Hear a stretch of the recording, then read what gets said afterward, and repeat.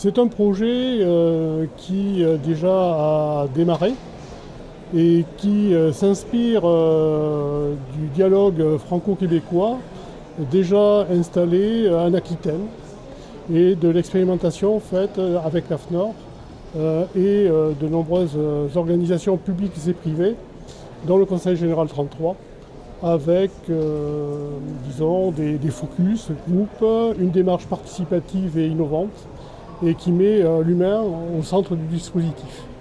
Il me semble que le plus important, c'est d'écouter, savoir écouter et savoir se pencher vers ceux qui réalisent le travail pour voir comment ils réalisent le travail réel par rapport au travail prescrit.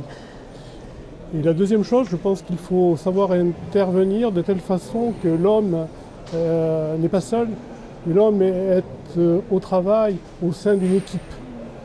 Et j'ai la chance d'habiter dans le sud-ouest, où je pense que les valeurs que l'on développe au niveau du rugby nous impliquent, disons, dans cette démarche participative dans laquelle l'équipe est au centre du dispositif.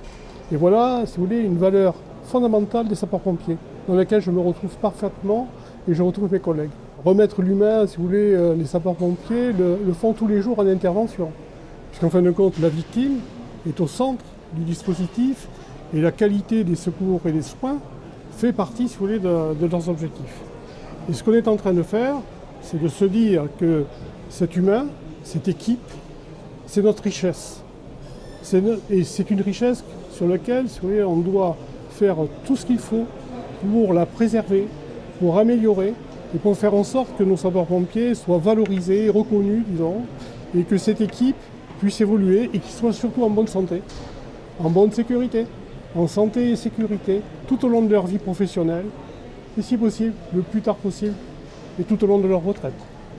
Donc, notre plus grand plaisir et notre objectif est en sorte qu'il faut anticiper les choses.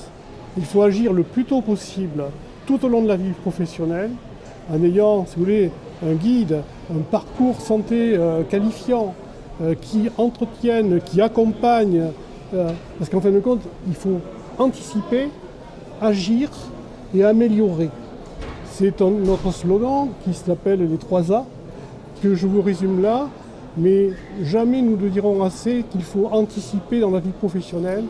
Et plus tôt nous prenons en compte ces problèmes de santé et de sécurité et de qualité de vie en service de nos sapeurs-pompiers, mieux c'est pour qu'en fin de compte, ils puissent être le plus performants possible tout au long de leur vie professionnelle et au-delà, bien évidemment, car ils sont aussi, pour nous, un véritable enjeu. C'est notre richesse.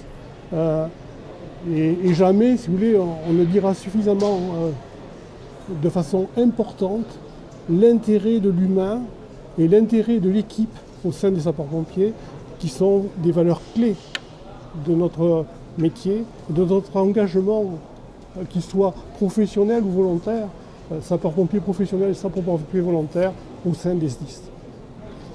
Donc pour cela, bien sûr, nous allons mettre en place une mission, des méthodes, des moyens, et bien sûr intégrer cela dans le projet d'établissement du SDIS dont mon collègue pourra vous parler par la suite.